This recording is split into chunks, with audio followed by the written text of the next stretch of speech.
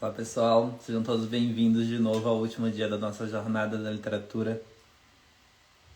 Como que vocês estão? Vou aguardar o Pedro aqui, espero que vocês tenham gostado. Boa noite, Cris, boa noite, Marcinha. Espero que vocês tenham gostado da jornada e preparados para o que está por vir com o nosso...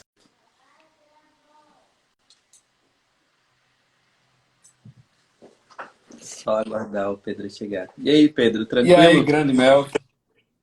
Tudo ótimo com você? Meu Deus do céu, você é um homem elegante, um homem garboso. Sim, eu Se eu sou um soubesse, eu cara. teria me preparado. Na próxima a gente combina, a gente Ah, faz por aquele jogo que favor, Mel, pede por ajuda da favor. Raíssa. E aí, meu filho, é só sucesso. Até porque, né, precisamos casar o grande Pedro Augusto. Cara, a gente não deu 30 segundos. Eu vou Peraí, meu, deu 30 segundos. desativar aqui os comentários para a gente começar. Pronto, Pedro, estamos com os comentários todos desativados. Então, Pronto. a gente colocou lá na chamada, né? Por que as pessoas estudam e não mudam? E você sabe que eu chamei você aqui para a gente falar sobre um aspecto mais transcendente da nossa educação, né? Que a gente não estuda só para cumprir um trabalho, só para tirar uma nota alta. A gente estuda, no fundo, pelo interesse que todo mundo tem de conhecer a verdade. Né? Todo mundo, quando conhece, quando entra no reino da verdade, sente uma coisa que, sim, é indescritível. Porém, né, quando a gente fala assim, no fim, ao fim e ao cabo, a gente estuda, a gente lê tudo, porque a gente quer conhecer a finalidade das coisas e, no fim, a finalidade das coisas em relação ao ser, né, em relação a Deus e tudo mais. Só que quando a gente fala isso, às vezes as pessoas falam isso como se já estivessem em plena filiação com Deus, né?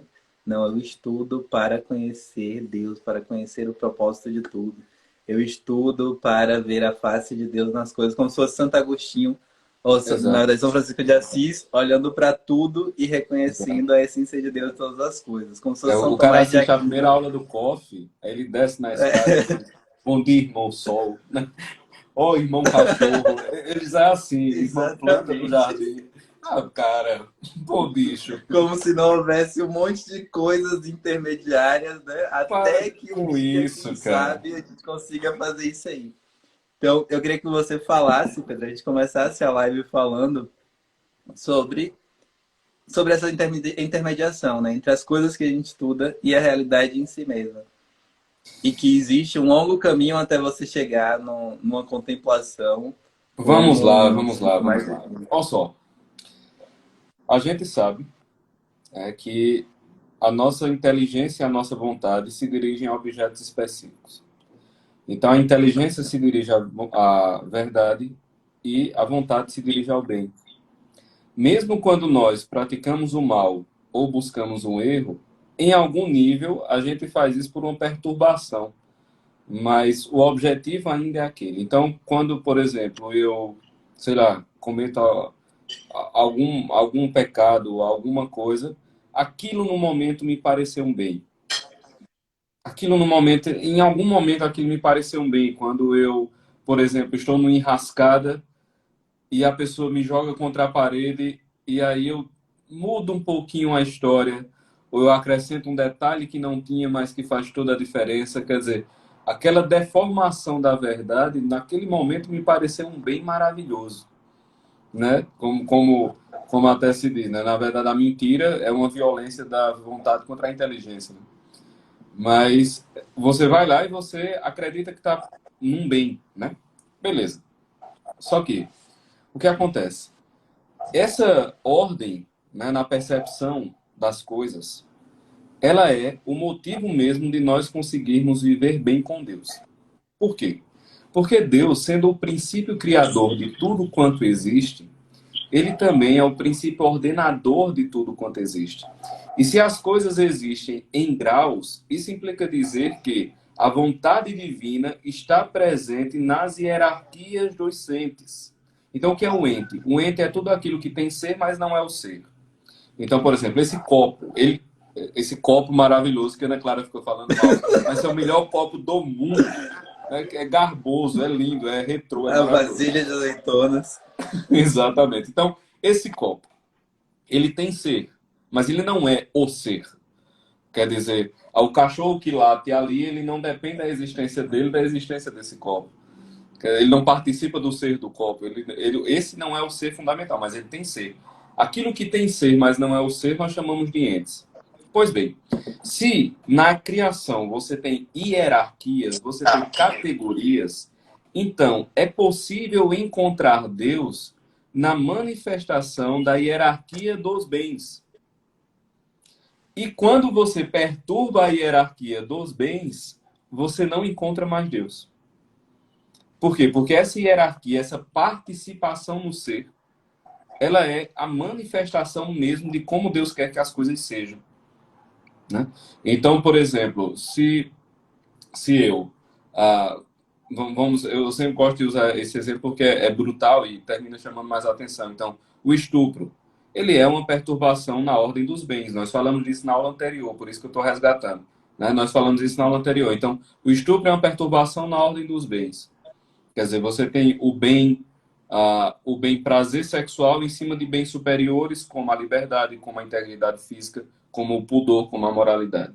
Então, isso você causa um mal. Ora, isso significa dizer que, se eu mergulho na hierarquia das coisas corretamente, eu encontro Deus. O vício fundamental, o vício supracapital, que é a base de todos os vícios capitais, é o que se chama soberba. A soberba tem relação com medida.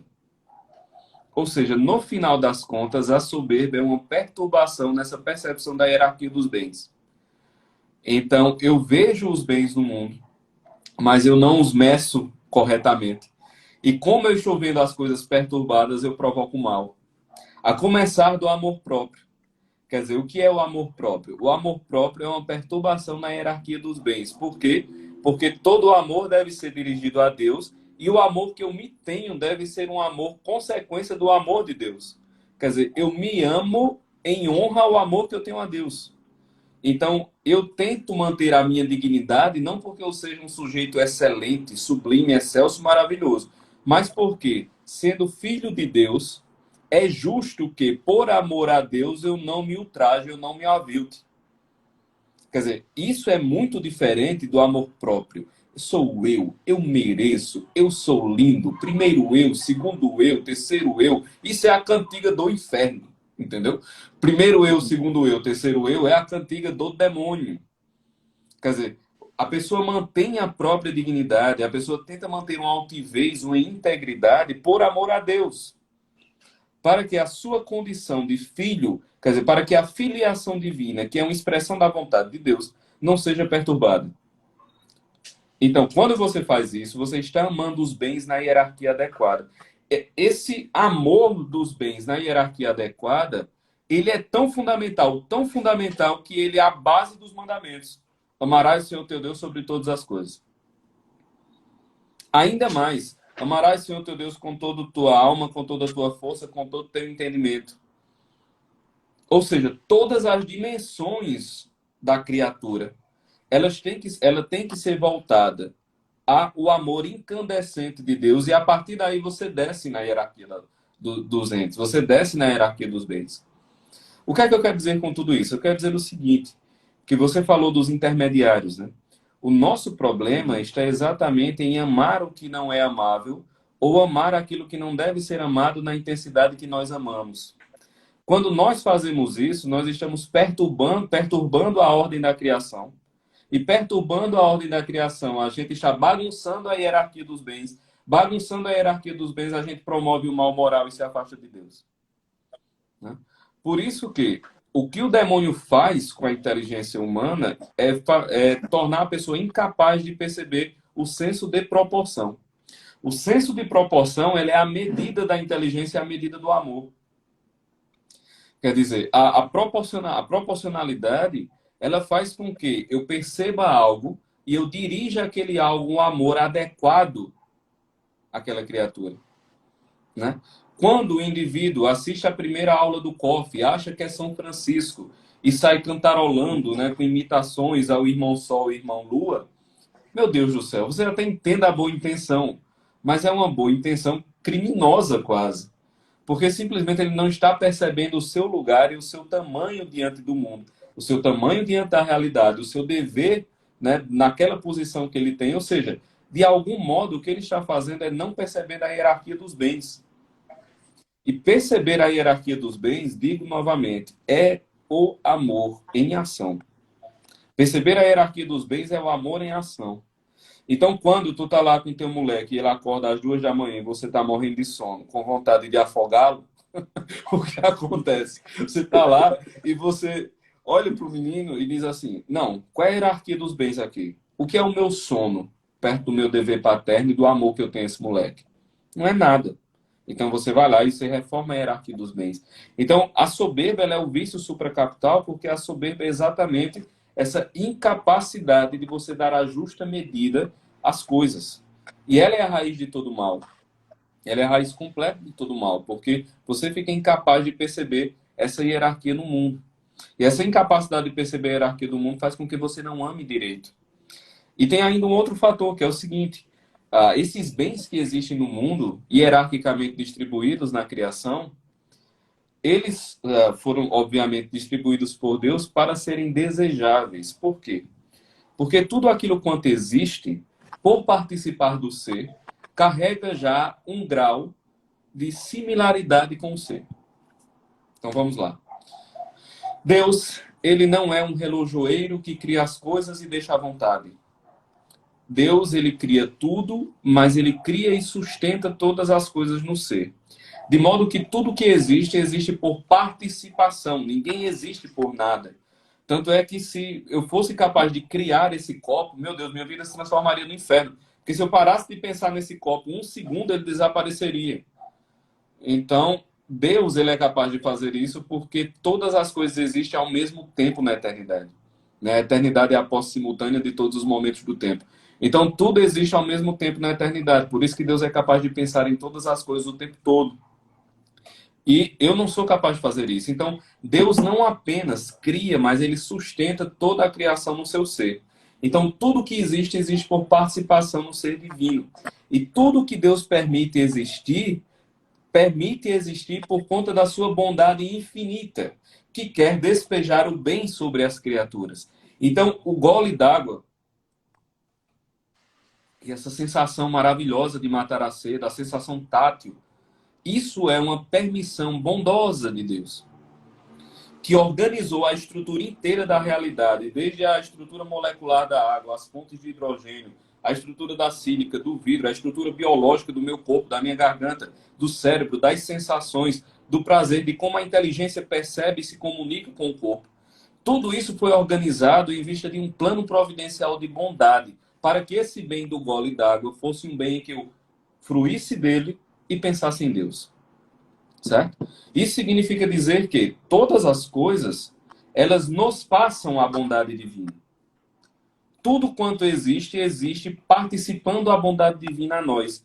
Então, tudo que existe, existe com semelhança à bondade de Deus. Ora, se tudo quanto existe, existe por semelhança à bondade de Deus, isso implica dizer que quando eu desejo qualquer bem, o que eu estou desejando, na verdade, é o bem útil. Quer dizer, quando eu digo assim, ó, que gole, que água maravilhosa, o que eu estou dizendo é assim, louvado seja Deus. Porque essa água, na verdade, ela é uma expressão da bondade divina. Ora, os bens, eles são desejáveis porque são expressões da vontade divina e a nossa vontade se dirige a eles. Acontece que esses bens desejáveis por participação na bondade divina, você pode desejá-los segundo a reta razão ou fora da reta razão. Quando você deseja ele fora da reta razão, esse desejo do bem vira um vício. Quando você deseja esse bem dentro da reta razão, o desejo desse bem vira uma virtude. Então, esse desejo ele pode ser para além do que se deveria ou para aquém do que se deveria. Então, você ou não deseja o suficiente ou você deseja demais. Nessas duas modalidades eu tenho um vício. Ora, com relação ao conhecimento, conhecer é um bem.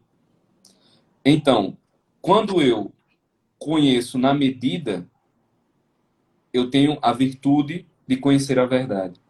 Quando eu passo da medida, eu tenho o pecado da curiosidade dispersiva. Quando eu vou para trás da medida que eu deveria desejar, então eu tenho a negligência. Quer dizer, quando alguém então entra na vida de estudo, o estudo ele vai manifestar o senso de proporção, a capacidade de amar e a capacidade de perceber a hierarquia da criação.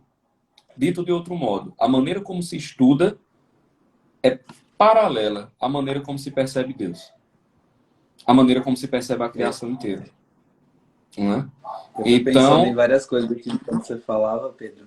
E uma das coisas que é muito interessante, né, de observar é que como toda a estrutura, né, todas as coisas existem, como você estava falando, porque Deus sustenta na realidade. Né? E se Deus deixasse de pensar, aquela coisa sumiria. Se Deus deixasse de pensar na gente aqui agora, em mim e no Pedro, né? A gente não só sumiria, como vocês nem se lembrariam da existência da gente. Né? Sumiria aqui a live e ninguém nem lembraria que estava tendo uma live. Porque até a possibilidade de pensar na gente depende desse Deus que sim, sim. sustenta amorosamente a gente na realidade. E todas as coisas, como o mundo é assim, né? A primeira coisa é, não importa tanto quanto você se sente em relação a uma série de coisas, sei lá, gostaria de ser menos careca, gostaria de ter menos cabelo, gostaria de que meus pais tivessem feito por dado a mim uma outra educação e tal, que eu tivesse tido outros pais. Não importa tanto essas coisas, porque é óbvio que se é ele que ordena todas as coisas, né, ele ordena todas as coisas da melhor forma possível, amorosamente, pensando na sua existência dentro da eternidade, né? Então, e não dentro de uma circunstância ou outra. Então, é óbvio que ele faz essas coisas ordenando o melhor mundo possível para todo mundo, né? Então, a gente percebe, às vezes, na nossa própria formação, né, na nossa educação, uma certa revolta contra esse mundo que é ordenado amorosamente. Né? Sei lá, eu quero transformar isso, aquilo, eu quero me revoltar contra isso e aquilo, né? Ou se revoltar contra o seu tempo, né? Como São João Paulo II fala lá na Centésimos Anos, que ele fala, uma das desgraças do comunismo é porque a pessoa não aceita o seu destino. Né? Pô, eu nasci numa sociedade que é estruturada assim, né? E eu fui amorosamente acolhida numa sociedade assim. Isso foi meu destino, isso não foi dado por mim. Né? E eu vou lá e me revolto contra tudo isso. Né? Isso é uma falta de amor e de reverência a tudo que você recebeu do cacete. Né? Você se revoltar contra tudo. Então, mas quando você começa a olhar para as coisas assim e você começa a perceber que tudo é ordenado por esse amor, né? Por mais que você queira mudar alguma coisa, antes de mudar você quer contemplar a coisa, né? Para saber se realmente existe algo que deva ou não ser mudado. Então, assim, a base fundamental de tudo não é você começar no estudo se revoltando ou contra a sua história, contra a sua existência, contra alguma coisa que você acha que está injusto no mundo. Né? A base fundamental é você entender as coisas, né? Você entender e fazer essa com esse olhar amoroso. E quando você estava falando do amor próprio, né? Você falou eu primeiro, eu em segundo, eu em terceiro. Tem uma coisa que acontece e que eu vejo muito nas citações de internet, né? Como se Satanás fosse o maior pedagogo dos últimos anos, né? Aquelas frases do tipo, ah, ame-se primeiro, ou assim, o que importa é o que te faz feliz, né? E as pessoas acolhem essas frases ou essas coisas e sem perceber elas acabam vivendo de acordo com essas mensagens, né? Sendo que isso desvirtua completamente o espírito da pessoa para esse fim último que você estava falando. Sim, sim, é interessante esse lance da revolta, né? Porque conhecer é contemplar. Conhecer é contemplar. Veja, o espírito da revolta, o espírito da revolução, não é o espírito de quem move-se para o bem. Eu nunca conheci ninguém que quisesse consertar o mundo, que tivesse de fato consertado o mundo. Não existe. As pessoas que fizeram toda a diferença para o bem do mundo estavam preocupadíssimas em fazer o que estava ao seu alcance. E muitas vezes, fazer o que está ao seu alcance lhe impõe seguir certas práticas e certas etapas. Ora, quando um estudante ele está lá e ele não quer seguir certas etapas, ele não quer seguir o seu dever na hierarquia do ensino, ele só vai provocar o mal a si e aos outros. Quer dizer, todo o bem está no cumprimento do dever. Todo o bem possível está em fazer o que está ao seu alcance da melhor maneira. Quer dizer, essa é a regra máxima de ouro da ação humana. Toda vez que a gente sai para fora disso, a gente faz merda. It again, it again, it again, it again. Entendeu? Então, quando a gente começa a conhecer algumas coisas, a gente tem que ter em mente que a primeira lição de quem começa a aprender é não se encantar com o que aprende. E por se encantar não quer dizer não ter o sentimento de enlevo, não ter o sentimento de amor com aquilo que aprende. Não, não é isso. Mas é não se encantar consigo por saber aquilo agora.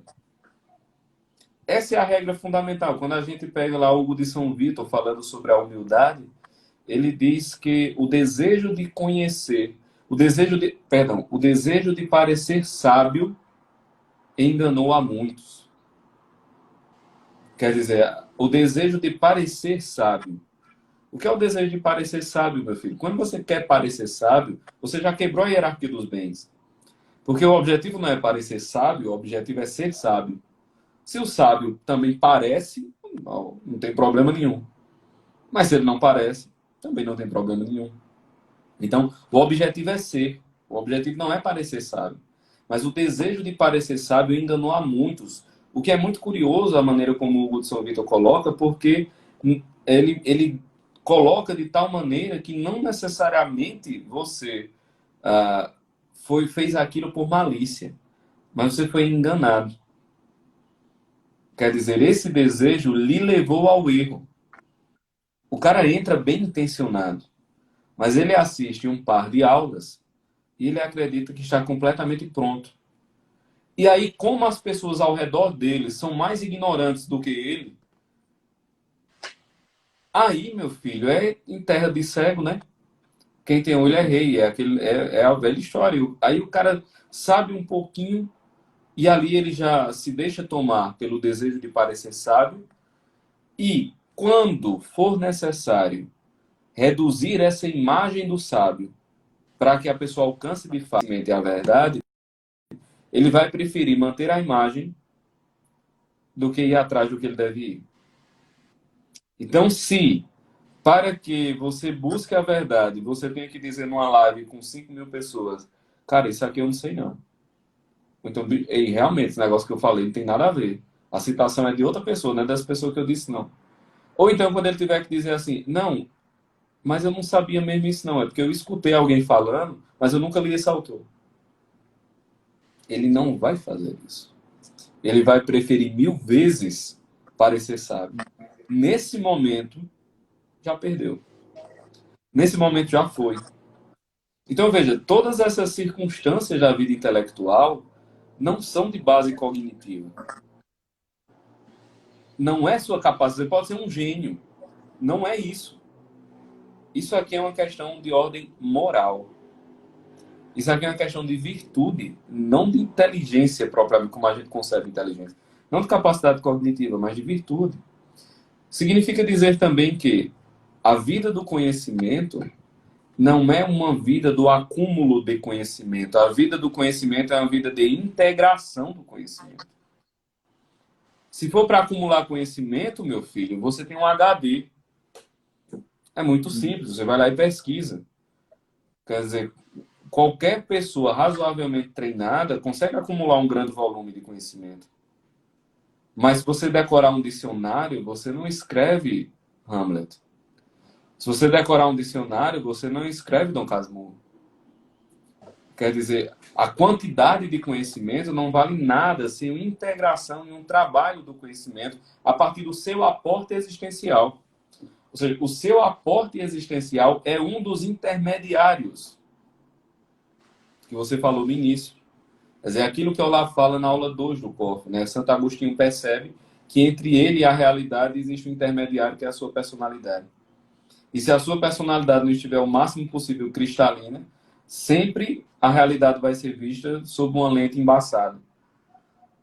Então, autoconhecimento é conhecimento científico em altíssimo grau. Significa dizer que você não tem como você ter uma vida intelectual sem ter essa nota de integração. Né? Aprender, quer dizer, estudar é contemplar. Né? E ter uma vida intelectual é ter uma vida integrada. É por isso que a pessoa, o tema, né? O cara sabe, mas não consegue transformar aquilo em vida. É claro que sempre haverá um descompasso entre aquilo que se sabe e aquilo que se vive. Por exemplo, eu sei que eu devo amar a Deus sobre todas as coisas. Eu não preciso nem dizer que eu não faço isso. Né? Não preciso nem falar. Então, é óbvio, é absurdamente óbvio que vai haver um descompasso, mas esse descompasso, ele tem que ter como meta ser vencido, e a própria distância entre um ponto e o outro tem que ser mais ou menos conhecida. Que é para o cara saber onde está. Entende? Então, No é isso. fundo, no fundo, uma das principais ferramentas é sempre a sinceridade, né? Que é uma coisa que Cara, eu falava a quando eu principal falava nova ferramenta de coisa. estudo é o coração, meu. Esse pessoal é muito cerebrino. Porra de cérebro. A principal ferramenta de estudo é o coração, pô. É Entendeu? isso mesmo. Você escreve com o coração na mão, você recepciona aquelas coisas com a sua alma, você vive aquele negócio com o seu coração sangrando. O coração é a ferramenta do conhecimento. Entendeu? Porque nada de bom. A verdade não se alcança sem amar, pô. Você tem que amar a verdade. Então, se você não amar a verdade, você não consegue fazer nada. Minimamente tem que ter um amor à verdade, entendeu? Senão você não consegue fazer nada. Só se aprende com o coração. Esse é o ponto. Não tem outra É maneira de isso mesmo. aprender. E uma das coisas que, assim, é mais negligenciada, né? Por exemplo, a gente vê que, e é um vício que todo mundo tem, né? Não é que a gente está falando aqui que a gente não tenha esses vícios. Exato, não De é porque a gente é achar maravilhoso, né? que somos os mais gostosos intelectualmente. Não, a gente está falando porque são problemas que a gente enfrenta no nosso próprio espírito. Né? Mas tem Sim, uma sim. coisa que é você já conseguir enxergar, né? E falar, pô, esta porcaria está em mim. E agora eu vou fazer um trabalho para me livrar disso. Né? Sim, sim. Então, a gente tem um vício que é de achar que vai encontrar a verdade, né? Por um processo totalmente racional, né? Ou que está fora dessa racionalidade não deve ser aceito. A gente vê agora, por exemplo, todas as discussões sobre pandemia, vacina e tal, e sempre é trazida à tona esta coisa, né? Assim, ah, não, mas isto aqui é científico, isto aqui é tal, isso aqui é racional e tal. Como se como se este procedimento científico, como o Guilherme falou, né, é um procedimento totalmente válido quando é bem feito, mas assim, é uma coisa que é um recorte, né? Um cientista ele vai recortar um pedacinho ali da realidade para ele chegar a um determinado fim e ele vai analisar as coisas dentro daquele quadro ali, né? Eu não posso ser o cara que vai descobrir a vacina da cura de uma doença pensando no sofrimento de todos os doentes. Né? Isso não entra no meu processo de descobrir a vacina. Né? Eu posso ser um romancista sobre alguém que está doente e pensar no sofrimento daquele personagem que está doente. Mas eu não posso ser um cientista e pensar, nossa, eu quero descobrir a cura do HIV, então eu preciso pensar no sofrimento de todos os soropositivos do mundo. Né? Isso não ia me ajudar em nada a fazer o meu processo. Então eu faço um recortezinho e analiso as coisas, penso nas coisas e manipulo aquelas coisas que são necessárias para chegar no meu fim dentro desse quadro. Né? Então, eu não posso achar que este recorte é a ferramenta essencial, substancial, mais importante para chegar no coração das coisas. Né? Porque não é. Ele é só um procedimento para responder a determinadas coisas. E aí eu estava na missa, eu acho que no domingo, né? E a leitura foi aquele encontro de André e João, quando Cristo está com João Batista, né? E aí André e João olham para o Cristo e João fala: Esse é o Cordeiro de Deus que tira o pecado do mundo, né? Eu duvido que a razão que levou eles a contemplarem Cristo e pensarem assim, pô, este homem é a verdade, eu vou até... E depois o evangelho narra que eles vão até a casa, almoçam com Jesus e Maria e tal. E no fim, só no fim do dia, eles se retiram para casa de volta, né? Então eles passam o dia com Cristo e com Nossa Senhora. Eu duvido que o motivo que levou eles a contemplarem aquela pessoa, né, foi por uma razão puramente racional, né? Não. Foi por um esquema lógico de método científico, o que quer que seja, né? Que você olha para alguém e fala, pô, esse cara é mesmo o Cordeiro de Deus que tira o pecado do mundo. Né? Não é de fato esse coração como você está falando. Então, a Uhum. verdade que a gente encontra nas coisas, né, tem mais essa característica. Né? E uma coisa que se perde quando você pensa que tudo é encontrado por um método racional ou científico ou lógico, é justamente essa capacidade de intuir, né? De olhar para a coisa e na lata perceber a verdade. Sim, sim. E essa a intuição é a possibilidade de conhecimento por excelência, né? Como diz o professor Olavo.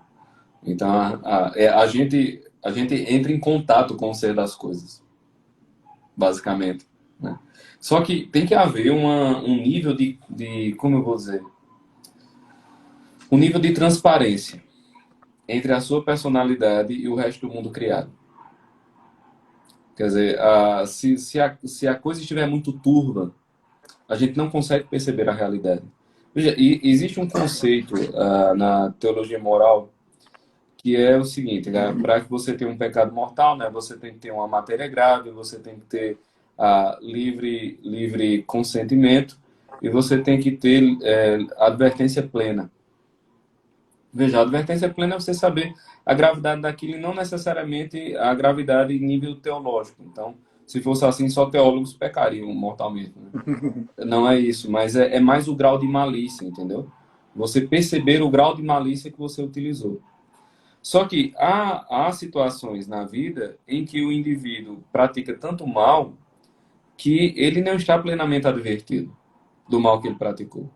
Então, por exemplo, você tem lá um traficante e aí ele dá uma tapa na cara da esposa grávida. Esposa não, né? Da mulher que ele tá lá e ela tá grávida. Ele dá uma tapa na cara dela porque por algum motivo ele não gostou do que ela falou. Beleza. Aí você vai lá conversar com o cara e ele não acha que fez nada errado. Não, mas foi até bom, porque senão ela fica falando ali, ia dar errado. Mas ele não percebeu a gravidade do que ele fez. Aí você diz, não, mas ele não estava plenamente advertido, logo a tapa na cara que ele deu da esposa grávida não foi uma coisa grave. Não, meu filho. Por quê? Porque ele só não percebeu a gravidade do que ele fez, porque de manhã ele mandou matar dois, de tarde ele arrancou a perna de um, de tarde ele mandou torturar o outro. Aí quando foi de noite ele deu uma tapa na cara da mulher. E realmente, quando você bota na lista, realmente não é nada. Então, assim, ele nublou-se por própria culpa. Então, ele pode realmente, nesse aspecto, não ter percebido a gravidade do que fez. Mas essa falta de percepção dele é uma falta de percepção por culpa dele. Então, assim, a gente vai colocando, né, vai nublando tanto a nossa alma que a gente não consegue perceber mais a verdade. Só que a gente não é coitadinho por isso, porque a culpa será nossa. Quer dizer, a gente comete tantos atos malucos, a gente comete tantos atos errados, tantos atos mesquinhos, tanta inveja, tanta avareza, tanta ira, tanta ausência de paciência. A gente vai cometendo essas coisas todas e a gente vai nublando a nossa alma de tal maneira que esse contato com a realidade vai ficando prejudicado. Vai ficando prejudicado, ficando prejudicado. O nosso amor vai ficando deslocado. E quando o amor se desloca, o medo da realidade aumenta. Porque teme-se muito quando ama-se mal. Né? Quer dizer, você vai temer aquilo que você tem medo de perder. Também está na Suma Teológica, né? A causa do temor é o amor. Ou seja, você teme ou perder aqueles bens que já possui ou não receber os bens que espera. Ou seja, quanto mais você ama o bem, mais você teme perdê-lo. Isso significa dizer que se o seu amor está errado, você vai começar a ter medo de tudo. A começar da ausência do amor correto no único bem que não se perde. Ou seja, se o nosso amor não está direcionado a Deus, que é o único bem perfeitamente amável, sumamente amável e que nunca vai se apartar de nós, nós nunca vamos perdê-los, significa dizer que a gente vai permanecer o tempo todo com medo, porque todo mais a gente perde. Marta, Marta, tu te inquietas demais. Maria escolheu a melhor parte, aquela que não lhe será tirada. Ou seja, todo mais será tirado. Né? Isso significa dizer que a gente amando errado, a gente tem muito temor, a gente tem capacidade de perceber a realidade. E o que é que você faz com alguém que não consegue perceber a realidade, que teme tudo e que está ficando cada vez mais distante da verdade? Meu Deus, essa pessoa é a pessoa mais frágil do mundo. É um cristal. E É um tem uma cristal. coisa interessante nisso, que é essas coisas que são temidas acabam impondo uma certa autoridade sobre a gente, né? Não necessariamente a coisa em si, mas se você tem medo, por exemplo, da, sei lá, eu tenho medo de que eu sou um pai homeschooler, vou dar esse exemplo aqui. Sou um pai homeschooler, tenho medo de que chegue aqui um cara do conselho tutelar e tire os meus filhos de mim, né, por algum motivo. É óbvio que eu tenho de me precaver em relação a uma situação assim. Estou educando meus filhos em casa e tal. Pode ser que o governo não goste, não existe nenhuma lei que me proteja. Pronto. Ou você é um cara que está lá no meio do nazismo, né, e decide proteger um judeu. Você também vai ter medo de que chegue um cara da SS lá na sua casa perguntando: e aí, cadê esses caras que você está escondendo? Né? Se está escondendo alguém aí, é óbvio que você vai ter medo dessas coisas, ou pelo menos vai se preocupar. Né? Você vai se preocupar com a situação acontecer. Mas quando você teme apenas isso, ou quando você teme demais isso, você acaba colocando esta autoridade como se fosse a autoridade plena. Assim, eu não posso educar os meus filhos em casa porque o Estado pode fazer alguma coisa. Eu não posso tentar salvar a vida de um judeu durante a Segunda Guerra Mundial porque os caras de Hitler vão mandar me matar. Né? Quando você teme, são só essas coisas, né? E pior, que a gente teme coisas muito mais baixas do que isso. Né? Justamente por causa dessa desordenação do amor. As autoridades que coordenam a nossa consciência são sempre essas coisas, né? Essas coisas mais baixas, essas coisas externas, e que não vão nos salvaguardar na hora mais importante, né? No dia do juízo final, né? Pô, você amou muito bem o Estado, parabéns, pode entrar. Né? Você Exato. amou muito bem, ou você temeu muito que, sei lá, seu marido te largasse e você não conseguiu amá-lo corretamente por causa disso. Pode entrar também. É óbvio que não. Né? Quando você coloca as coisas nessa perspectiva que o Pedro está falando, de que só o amor divino é o amor que corresponde a tudo que a gente espera de verdade. Inclusive no fato de amar a minha esposa, ou amar os meus amigos. Né? Eu os amo porque ali eu encontro um pouco da correspondência, que em sentido pleno só tem em Deus. Né? É mais como um sinal, né? O amor que eu tenho pela minha esposa é mais como um sinal deste amor divino, de alguém que colocou essa esperança na gente e a gente consegue vivê-la como matrimônio, do que como uma correspondência total. Né? Minha esposa pode me largar, ela pode morrer e eu continuar aqui. Eu não posso ficar vivendo num círculo tentando retomar algo que eu perdi. Né? Mas eu posso viver este sinal. Eu penso, não, minha esposa não está mais aqui, mas o amor que a gente viveu foi um sinal deste amor divino. Né? Como o Heisinger fala, o Bento XVI. Né? Todo amor humano é sinal do amor divino que nos criou. Essa frase é genial, como o Bento XVI de fato é.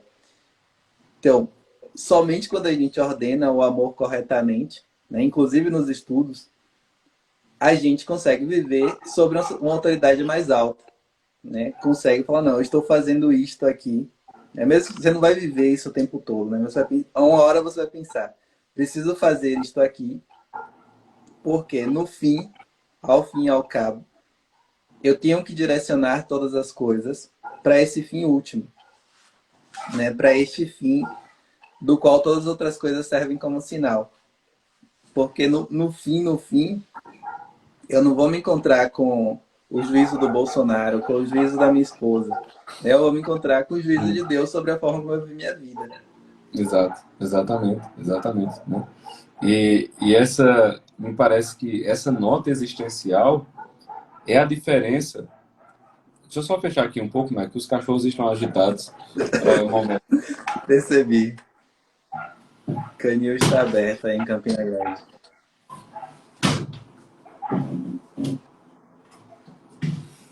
Cara, é chique demais. Busto em todo canto. Oi? Cheio de Sim, bustos na prateleira. Pode continuar, Pedro.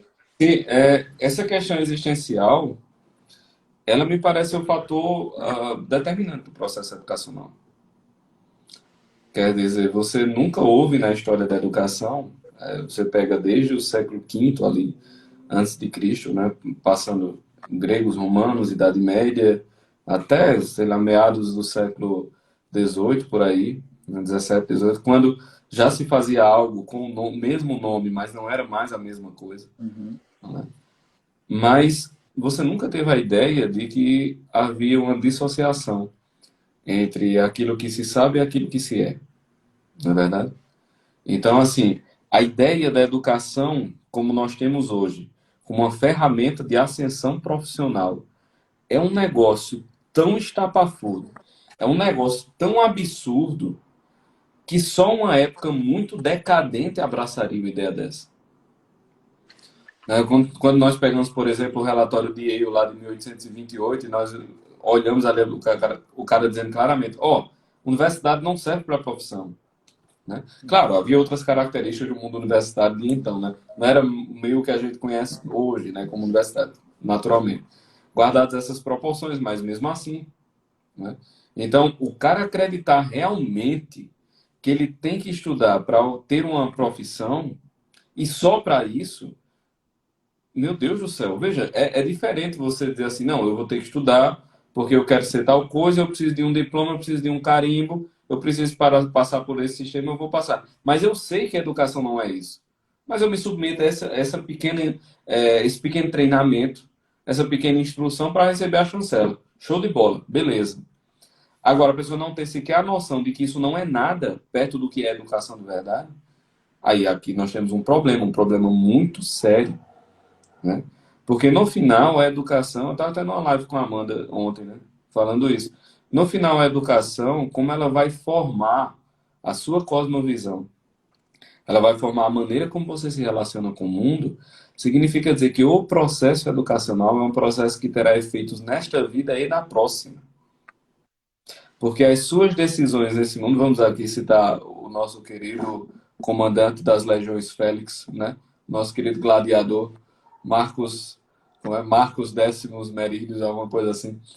Então, o que nós fazemos em vida ecoa na eternidade. Essa frase é muito boa. É exatamente isso. Ou seja, as decisões que nós fazemos aqui, elas ecoam, porque quando nós morremos, a forma final está dada.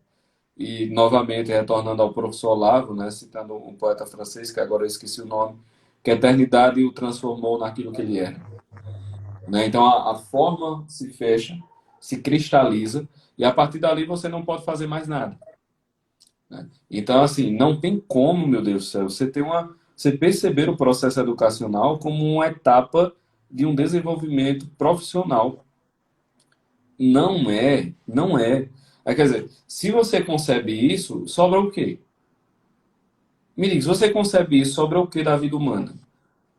Sei lá, ganhar o dinheiro da profissão para viajar, para comer em algum restaurante bom, sei lá, para azarar as cocotinhas aos 50 anos. Para quê? Para que serve no final das contas, entendeu? Tudo isso é muito interessante, mas tudo isso é muito interessante integrado num projeto maior. Né? Por si mesmo não vale nada. Então, essa mesquinharia, o amesquinhamento do processo educacional é causa de depravação.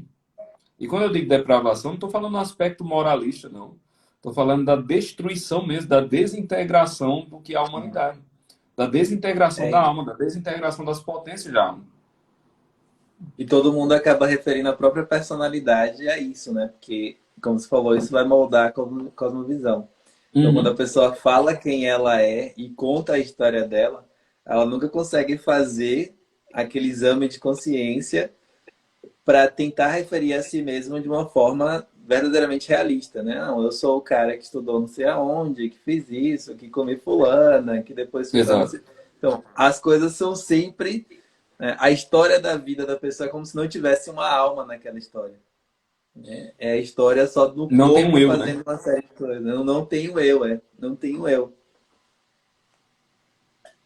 Pedro, não E sei se veja. você tem mais alguma coisa para falar, que aí a gente abre para as perguntas aqui, que eu sei que Ah, você então é um abre. cara ocupado. Abre.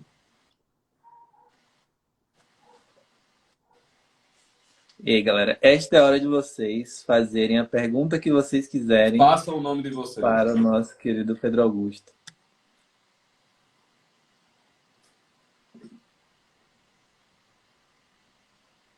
Alguém perguntou, Pedro, isso vale para qualquer tipo de estudo, mas eu não sei o que é esse isso. É, tal, ó, eu vou supor que você está se referindo a esse nível existencial. Vale por um motivo simples, porque tem uma pessoa que está estudando qualquer tipo de estudo. Se tem uma pessoa que está estudando qualquer tipo de estudo, significa dizer que aquele processo pelo qual ela está passando vai ter que ser integrado à sua personalidade. Ou seja, não tem como qualquer pessoa não abarcar os atos da vida, mesmo os mais corriqueiros, em nível existencial, pelo simples motivo de que aqueles atos farão parte da sua existência. Então, qualquer estudo, sim, qualquer estudo. E uma coisa que a gente esquece de fazer é ordenar as coisas que a gente estuda mesmo, como o Pedro estava falando. Uhum. Não é que, sei lá, meditar sobre os bens da tabela periódica não é importante, mas é importante no nível. Não é que você não treinar, sei lá, seu domínio da linguagem não é importante, mas tudo é importante num determinado nível e depois você vai ter que ordenar isso em relação aos bens que são, a exigências que são elementares, Uhum. né? Você tem exigências aí no seu peito que fazem com que você reconheça, né, essa perseguição pela verdade em qualquer estudo que você vê, né? Você lê Hudson Vitor, você lê Einstein, quando você lê totalmente voltado ou pensando pensando que as pessoas estão em busca de uma verdade, né? Você consegue ordenar as coisas bem, mesmo que as coisas não estejam no mesmo panorama, né? Não sejam da Uhum. mesma área, porque esse é um problema, né? A gente tende a achar que coisas de áreas diferentes são necessariamente separadas, né? Mas depois Não, você não tem que são. ordenar as coisas que você estuda em áreas diferentes, porque tudo faz parte da realidade, né? Todas as coisas que são Exato. verdadeiras. Então, o que Alguém são pergunta, possibilidades humanas, eu Pedro? vou, eu Pode vou, eu vou falar. botar essa, eu vou botar essa aí no, num lugarzinho aqui à parte para responder. Alguém Aham. perguntou ali como mudar a rota de educação de um adolescente. Veja, a única rota de educação possível para um adolescente é ele deixar de ser adolescente. Vamos começar daí, né? Os adolescentes são treinados para permanecerem adolescentes. Então, os caras recebem uma licença para continuarem infantis quando eles já são adultos. O problema de você continuar infantil quando já é adulto é que você já fez 4 ou 5 escolhas que vão alterar a sua vida. Só porque não disseram que você era adulto. Porque não disseram a você que você era adulto. Então, a primeira coisa, como é que você muda a rota de estudo de um adolescente? Colocando nele a responsabilidade do que ele é. Ele não é uma criança, ele é um adulto jovem. Só isso. Ele é apenas um adulto jovem. Então, eu queria que meu filho soubesse latim, mas se ele souber latim e não lavar a louça e não procurar um trabalho, meu filho, sinceramente, né, o educamento de um homem tão refinado, com terno, aqui numa live do Instagram de terno, eu jamais faria isso. Esse terno é Só só porque que, tá fazendo um frio do cacete. O verão em São Bento do Sul é chuva e frio. então assim, veja, Pode o fechar cara o tem, pensamento. não, o cara tem que fazer com que o adolescente ou qualquer educando alcance a sua perfeição espiritual, física, psíquica, moral. Ora, a perfeição psíquica e moral de um adolescente é tornar-se um adulto, meu Deus do céu. Então você não tem como ter uma educação boa para um adolescente que não o empurre à vida adulta, que não o empurre à maturidade. Não tem como. Quer dizer, muitas vezes a melhor coisa da educação de um adolescente vai ser assim, ó, ah, tu quer fazer inglês? Beleza, vou te arrumar um emprego de meio período. Isso vai fazer mais pela inteligência dele do que se você matricular ele em 200 matérias extra-escola. Você entende o que eu estou querendo dizer? Assim, essas coisas têm que voltar. Pô. Porque o que acontece, meu? O que acontece, vamos ser bem sinceros. A pessoa passa a adolescência todinha com uma licença para fazer besteira, e aí ele ganha uma licença dentro da vida adulta para continuar sendo idiota na universidade. E aí ele passa 5 anos com o status de estudante. Quer dizer, o status de estudante é a chancela para a merda, entendeu? Então você passa a adolescência inteira sem alguém ter dito a você que você é adulto, e aí você entra no mundo universitário com a chancela estudante, com mais 5 anos para também não ser adulto. Meu Deus do céu, isso é absurdamente destrutivo. Isso é absurdamente destrutivo. Então, como é que você conserta a educação de um adolescente? Empurrando ele para a vida adulta. É assim que você conserta. Isso nesse nível, né? Como é que a gente faz em nível cognitivo, digamos assim? Em nível de, vamos lá, currículo, né? A questão é, como é que a educação sempre foi feita? Cara, tem que partir da linguagem. A linguagem é tudo, né? A linguagem delimita a inteligência. A linguagem, o imaginário. Quem vê mais figurinhas é mais culto. Então, é um todo orgânico, na verdade. Filmes, livros, vida espiritual, vida financeira, círculo de amizade. Então, todas essas coisas vão compor o processo educacional. O processo educacional não é o cara decorar a fórmula de Bhaskara, não, meu amigo. Porque se você chegar no meio da rua e você precisar salvar uma velhinha, ao custo da sua vida, aos 17 anos, você não vai pensar, Delta é igual. Não, você vai ter que ter o impulso de perceber a verdade daquela situação e ser capaz de mensurar o valor dos bens e saber que a coragem supera o medo e a covardia. E se é mesmo ao custo da sua vida você tiver que defender aquela velhinha, você deverá fazê-lo. Isso é uma pessoa bem educada. Né? Todo o resto vem por acréscimo. Esse é o ponto. Não há educação que não passe pela questão existencial. Então, conserta-se a educação nesse nível. Então, você tem um imaginário correto, você tem um imaginário adequado, você tem um estudo da linguagem adequado. Vamos botar aqui o latim, a boa literatura, tudo isso tem que voltar. É mais importante saber isso do que você decorar fórmulas físicas e matemáticas. Porque a física e a matemática são abstrações, quer dizer, a física é o ser na perspectiva do movimento, a matemática é o ser na perspectiva das relações, mas são coisas abstrativas. Se você, não adianta nada você saber o movimento retilíneo uniforme se você é incapaz de, em linha reta, você ir buscar a velhinha que vai ser atropelado. Entendeu? Não adianta muito. Né? Ninguém vai ser cobrado por conhecer a fórmula de Bhaskara ou o teorema de Pitágoras. Ninguém vai ser cobrado por isso. Mas você vai ser cobrado, aliás, só seremos cobrados por duas coisas: pelo amor que demos e pelo amor que damos e pelo amor que sonegamos. É só isso. É o amor que a gente dá e o amor que a gente sonega. Isso é a medida do juízo. Entendeu? Então, consertar a educação de alguém, me parece que o primeiro passo para isso seja imprimir essas notas aqui que nós estamos falando, entendeu? Não tem como fazer de maneira diferente. Não tem como fazer de maneira diferente.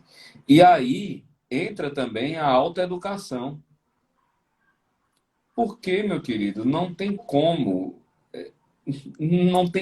você colher figos de parreiras, entendeu? Não dá para você colher goiabada de um pé de banana. Não dá para fazer isso. Simplesmente não dá. Então, o que é que a pessoa entrega? Qual é a sua busca? Tem gente que vem na caixinha, perguntar: o que é que eu faço para o meu filho ir para a igreja? Pergunta: tu vai para a missa? Pô, tu vai para a missa? Tu reza o terço? Tu tem uma vida espiritual? Ele lhe vê tendo uma vida espiritual? Isso é algo importante para você? Isso é algo importante para a sua casa? Não, não é você quer que por mágica, né, o seu filho, esse novo São João da Cruz, ele olhe para o mundo, contemple a verdade. Você quer que seu filho seja o novo São Francisco, uma nova Teresinha, né, cândida de pureza como Santa Filomena? É isso que você quer? Pelo amor de Deus, pô. Pelo amor de Deus, vamos ter Eu senso de nem digo, não, realidade. nem vou tão longe, Pedro. Aqui a galera pergunta: o que que eu faço pro meu filho ler? Você lê? Não. Pô, ele não vai querer ler. Exato, exato. Mas, sim, para responder aí, o que são possibilidades humanas? São possibilidades. Ative vista. São possibilidades que um indivíduo humano pode realizar, né?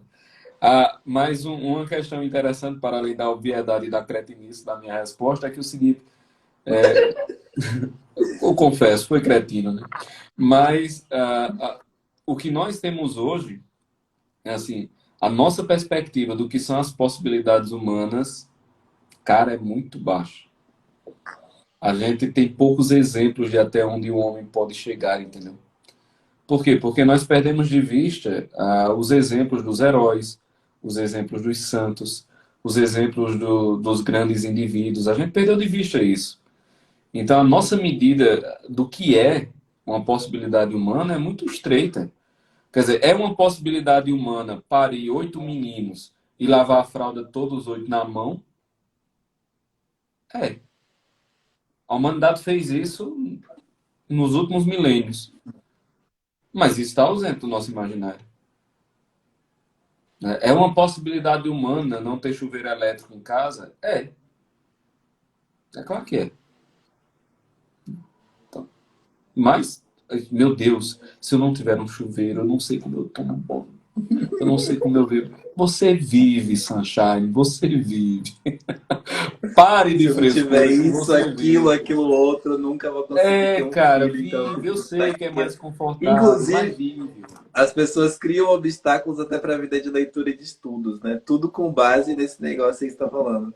Ai, se eu não tiver a mesa assim, se não tiver isso, aquilo, se o vizinho não me ajudar. Não, se você realmente quer a parada, né, Tenho. esses Não, se eu não obstáculos tiver estão uma, todos vencidos. se eu não tiver uma caneta tal, se eu não tiver uma caneta tinteiro, se eu não tiver não sei o quê, se eu não tiver o café, se eu não tiver. Se eu não Homem, tiver pelo tal amor de edição Deus. daquele livro. É. O pessoal Então, tá as dizendo, a pessoas caixa de estão tão pergunta acostumadas. tá. O pessoal dizendo, a caixa de pergunta tá no rosto. Galera, tá tudo certo. Tá ótimo. É isso mesmo. Eu estava lembrando hoje, né? Alguém me perguntou aqui na caixinha de, se eu não tiver, alguma coisa assim, se não tiver edição tal de tal livro, eu devo ler essa outra edição que dizem que não é tão boa e tal. Eu fiquei pensando, os monges da Idade Média não tinham nem espaço entre as palavras num texto, né? Eles Uhum. inventaram ali por volta do século VI. Então, as palavras estavam todas juntas, tudo misturada. Não tinha esse espaço que vocês estão dando aí para se conseguir. E eles liam o texto, compreendiam, porque o fundo é uma questão de vontade, de esforço. Não é de estar diante da melhor ferramenta possível, da Não, melhor não, não, técnica não, não. possível, do melhor livro. É uma questão de você querer Se tiver encontrar ótimo, aquilo ali. né? Não tem problema nenhum em procurar isso. Uhum. Quer dizer, você gosta de um determinado tipo de escrita, não tem problema nenhum em procurar uma caneta melhorzinha, você tira aí um dinheiro no mês, esse mês eu vou comprar uma caneta. Qual o problema? Não tem problema nenhum. Agora, tem um problema seríssimo se, ó céus, não tenho a caneta dos meus sonhos, não escreverei jamais. Aí você já tá de brincation comigo, né? Aí você já tá de brincadeira, entendeu? Pedro, vou fazer uma última pergunta aqui. Hum. Alguém perguntou se seu copo é um frasco de doce. Não, de palmito. Eis o mistério do mundo. De palmito. É Uma porque é meu última litro, é... pra enfim, gente. eu gosto dele. Ah, tinha uma pergunta aqui na sua cara, mas agora. Ah, aqui. Que é Manda, como manda, não sei cultivar o besteira. coração no estudo. Como cultivar o coração no estudo.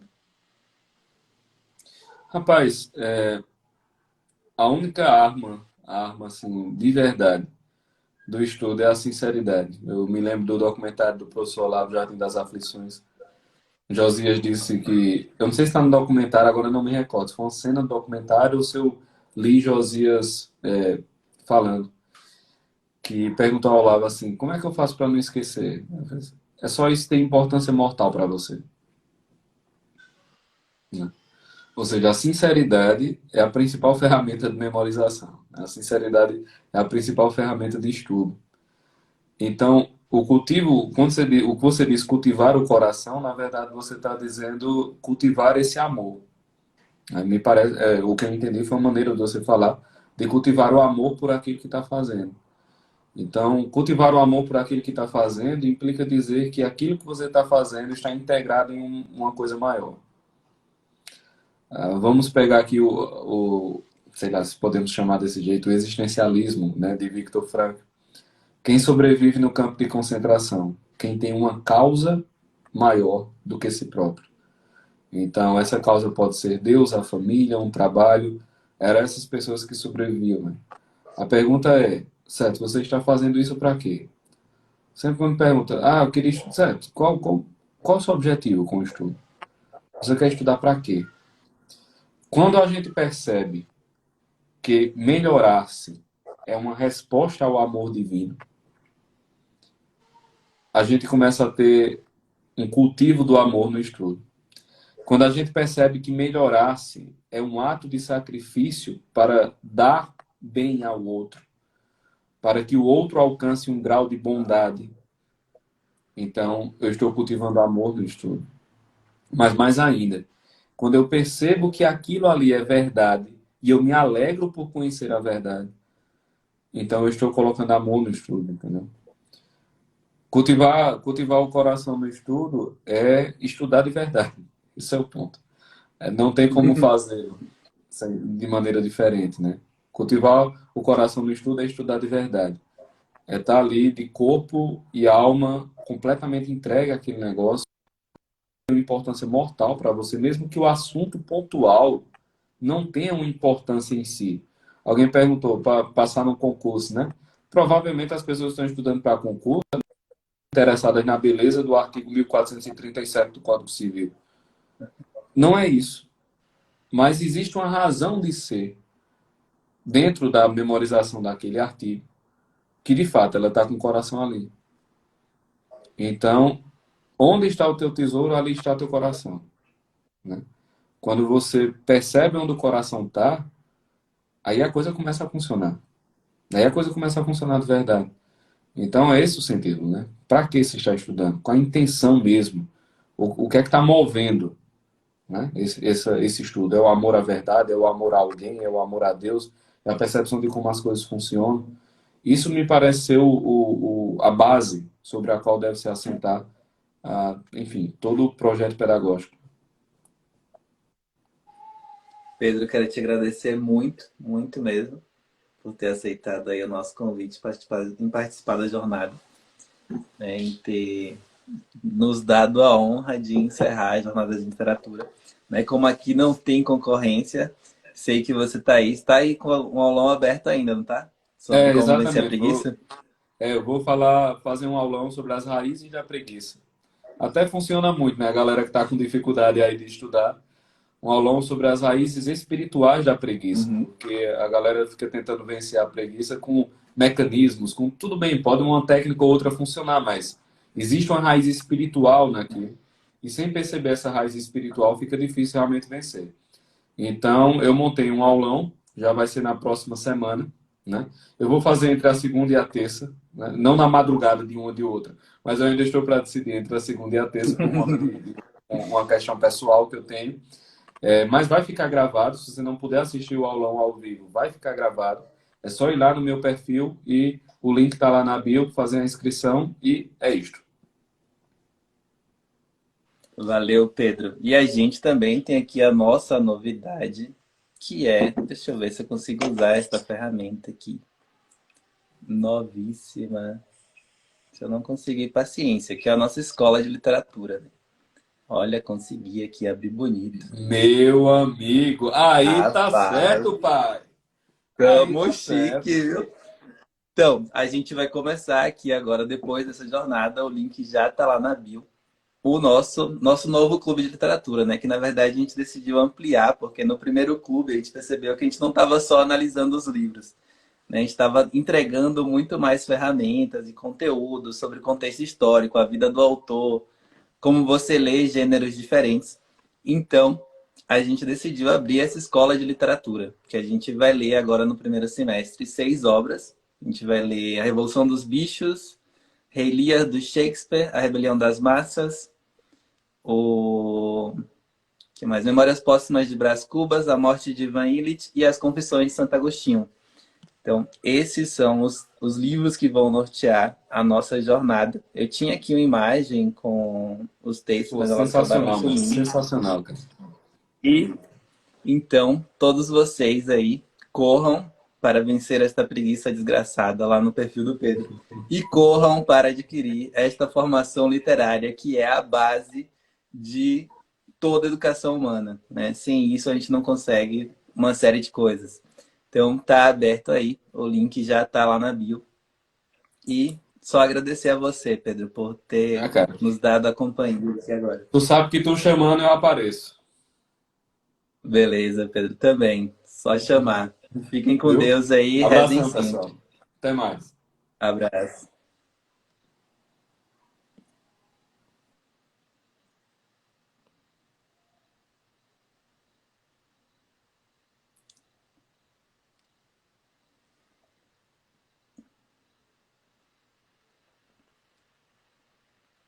Então, quem é aluno da primeira turma, alguém está perguntando aí, do clube, nós vamos fazer novas leituras, novas aulas, então você tem que acessar a Escola de Literatura. A live vai ficar salva por 24 horas. Não sei se vocês têm mais alguma dúvida, mais alguma pergunta, que aí a gente aproveita para fazer agora.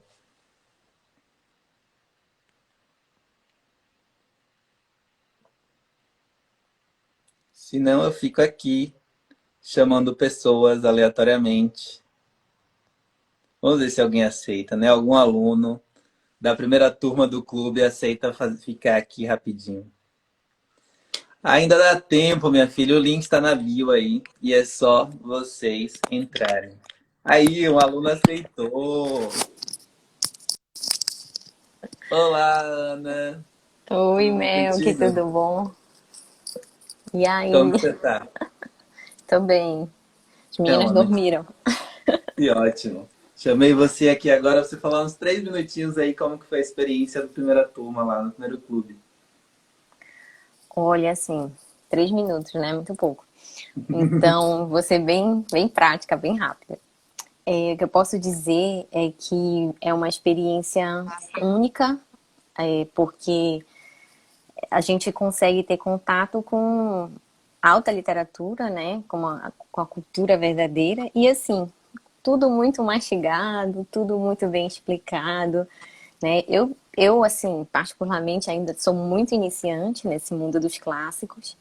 E, assim, vocês segurando na mão da gente foi sensacional. Eu nunca pensei no mesmo, em menos de 6 meses, ler Shakespeare, Machado, Orígenes Lessa, enfim, e Tolkien e várias coisas que eu não tinha contato e que modificaram bastante a minha visão, né? E conseguem mudar a nossa sensibilidade, leva a gente para um mundo que é sensacional. E, assim, tudo muito com uma ajuda, cada aula, né? Como você falou, tem a orientação de como fazer as leituras de cada tipo, né? De texto, de cada tipo de livro, artigo, novela, enfim. Isso foi sensacional para mim, porque já deu uma orientação. E eu sou muito grata pelo clube, porque esse primeiro contato foi algo que me abriu para outras leituras também, né? A gente não fica só ali. A literatura, ela alcança a gente muito pela sensibilidade, né? Gera na gente, assim, compaixão, piedade, autoconhecimento, né? E a gente se percebe muito nos personagens e tudo mais. E assim, eu além de tudo, consegui sair do clube e ler outras coisas, entendeu? Assim, não fiquei na literatura. Então, a partir do momento que o meu olhar, né, como sempre você fala também da questão do interesse, né, me chamou para outras leituras, é como se assim, aquele hábito já estava sendo criado e eu consegui caminhar para outras leituras, né, que outras coisas do campus que me interessam, né? Então, isso para mim também foi sensacional. Isso é muito bom. Então, Ana, só para não te segurar demais, eu quero que você fale assim, se a forma como as leituras são feitas, né? Se os livros que você leu, as leituras que a gente fez, as aulas que a gente deu lá na primeira turma, se isso casa também com a forma como você vive a experiência concreta do cotidiano, né? Assim, as coisas da sua realidade, no trabalho, na família e tal. E como que isso acontece? Isso, assim, isso vocês me abriram muito o olhar para isso também, né? De como a literatura faz com que a gente modifique, né? O nosso olhar. A gente tem ali o contato com situações, né? Que normalmente a gente não tem. Então, poder viver, especialmente, eu acredito que o Machado de Assis consegue nos contos que a gente leu, né? A gente observar pessoas que são fracas como nós, né? Pecadoras e, enfim, cheias de vícios e que ao mesmo tempo, né, precisam da nossa piedade, precisam do nosso olhar, né, diferenciado, amoroso. E isso precisa modificar a nossa alma, de verdade, né? Eu percebo assim que o meu olhar mudou muito em relação a algumas coisas e conseguiu modificar em mim alguns vícios, né? O julgamento, que todos os dias a gente precisa trabalhar, né? Mas assim, lidar com essas situações, né? Nos diferentes personagens que a gente teve contato, com certeza dá uma experiência. Isso gera em nós uma experiência para a vida real, né? Então, não ficar parado ali na fantasia do personagem, né? Enfim, no mundo irreal da literatura. E trazer isso realmente na prática, né? Pensar naquele paciente, eu sou médica, né? Então, pensar no paciente, pensar num amigo que tem algum problema e a gente muitas vezes, né, não se importa, ou acha que não é importante. E assim, e se perceber também, né? Se perceber nas nossas fraquezas, enfim, eu lembro, não foi do clube, né? Mas também eu li praticamente junto com vocês Madame Bovary e assim, perceber que eu não quero ser aquela louca, né? De saber que eu não quero ficar o tempo todo ali tentando, né, me satisfazer e buscar o meu prazer e nunca ficar bem comigo, né? Sempre por causa justamente daquele amor que o Pedro falou na live, né? Pô, Ana, muito obrigado Nada. pelas palavras, muito obrigado por estar na primeira turma, né? Esperamos você agora na segunda e fique com Deus aí. Vou Obrigadão estar mesmo. assim. Boa sorte, gente. Se inscrevam. Não percam essa oportunidade. Valeu. Beijo. Beijo. Deixa eu responder algumas perguntas aqui que as pessoas estão fazendo. Então, o preço, vi que muita gente perguntou, é R$ 97. Quem está no clube precisa se inscrever na escola, sim, porque nós vamos tratar de outras matérias, ler outros livros. Então, vocês que fizeram lá o primeiro clube em 2020, agora tem que se inscrever na escola. Nós vamos tratar de outras, não só de outros temas, como através de outros livros, né? Nós vamos ler, por exemplo, As Confissões de Santo Agostinho e A Rebelião das Massas, do Ortega y Gasset, que por incrível que pareça são livros super atuais. Então vocês têm que se inscrever para não perder. Alguém está perguntando também como que funciona, né? Como que funciona a escola de literatura. Vocês não recebem os livros, não teríamos como cuidar de toda a logística dessa, ainda mais por este valor. Mas vocês adquirem os livros e a gente faz um acompanhamento dessas leituras. Então todas as leituras já estão sugeridas, já estão prontas, programadas. E aí, a gente vai fazer uma imersão dentro do quadro daquele livro. Né? Por exemplo, conhecer um pouco sobre o autor, um pouco sobre o tempo do autor. Aprender a ler aquele gênero literário. Né? Porque você não lê um artigo da mesma forma que você lê um ensaio, da mesma forma que você lê um teatro, da mesma forma que você lê uma poesia ou um romance. Cada texto pede uma forma de você se direcionar para ele diferente. Então, a gente tem de aprender a ler os tipos diferentes de textos de acordo com a forma como eles pedem para serem lidos. Então, esta é outra coisa que a Escola de Literatura vai trazer. Os autores são Ortega y Gasset, com A Rebelião das Massas, Santo Agostinho, com Confissões, o Orwell, né? Eu estava em dúvida entre Orwell ou Huxley. O Orwell, George Orwell, com Revolução dos Bichos, Shakespeare com Rei Lear, Machado com Memórias Póstumas e Tolstói com A Morte de Ivan Ilitch. Se terá certificado, ainda não sei, mas provavelmente sim, é só pedir a gente que a gente envia. Se vocês são estudantes universitários, precisam de tempo lá. Então, manda um e-mail, se inscreve, manda um e-mail e a gente envia aí um certificado. Isso é tranquilo. Então, o clube funciona assim. Vocês terão acesso... Lembrando que vocês terão acesso às aulas, né? São 6 meses lendo 6 livros. Mas vocês têm acesso às aulas a vida inteira. Né? Vocês vão poder... Mel, que não tive tempo de ler porque eu estava grávida, como aconteceu na primeira turma. Né? Estava grávida e minha filha nasceu, aí eu não consigo mais ler isso, nem ler aquilo e tal. Tive que dar um tempo, não tem problema. Você vai ler o livro no seu tempo. E aí depois você pega lá e acompanha as aulas. E com certeza vão enriquecer mais sua leitura. Então, se acontecer algum imprevisto, você não consegue ler o livro no mês em que a gente está falando dele, você tem a vida inteira aí para acompanhar as aulas. Quem não tem intimidade com os clássicos consegue acompanhar? Ótima pergunta. Então, consegue sim. Na primeira turma, a gente começou bem audaciosamente, né? Na turma do clube, a gente começou bem audaciosamente lendo Shakespeare. E as pessoas paravam e falavam: eu não vou conseguir ler Shakespeare, é muito difícil, não sei o que, não sei o que lá. Quando eles pegaram o livro e eles conseguiram assim, devorar o texto da Megera Domada e se apaixonar por aquele texto, com os acompanhamentos que a gente fazia, eles perceberam que era mais fácil do que parecia. Então, se você não tem assim, muito contato com os clássicos, a gente vai te dar as ferramentas para que você se apaixone por essa experiência. Então, não se preocupe com isso.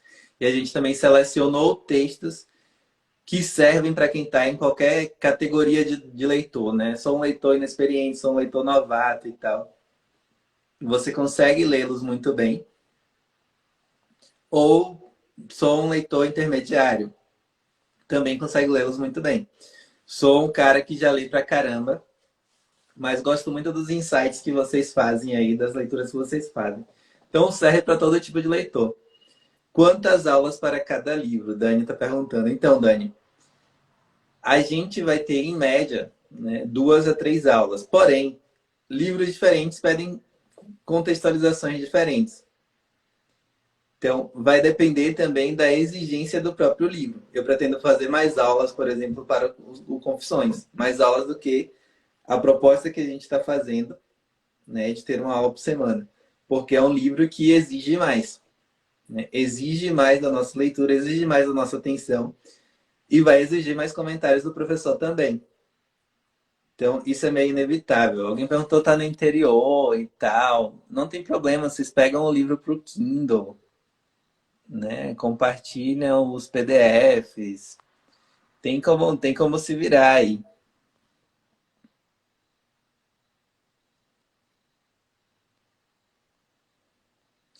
Não é R$ 97 por mês, não, gente. É R$ 97 o semestre. Vocês vão ter 6 meses de aulas, 6 análises de 6 livros na verdade, várias aulas de 6 livros por R$ 97, uma vez só. Tá de graça, na moral. Tenho até vergonha de falar esse preço.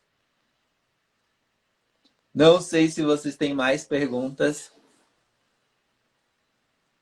É um jantarzinho, exatamente, né? Vocês gastam mais indo na balada do que fazendo 6 meses de imersão na literatura. Será que a outra aluna tem a cara de pau de aparecer aqui na live?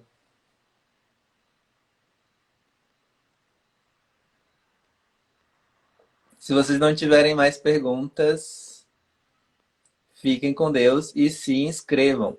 Então, vocês vão entrar lá, já vai ter as primeiras orientações. Agora, acho que a partir de amanhã, já vai ter lá umas primeiras orientações. E aí é só pegar o livro e correr para o abraço. Vocês disponibilizarão os livros em PDF? Não. Cada aluno pode correr atrás dos livros por questões de direitos autorais e tal.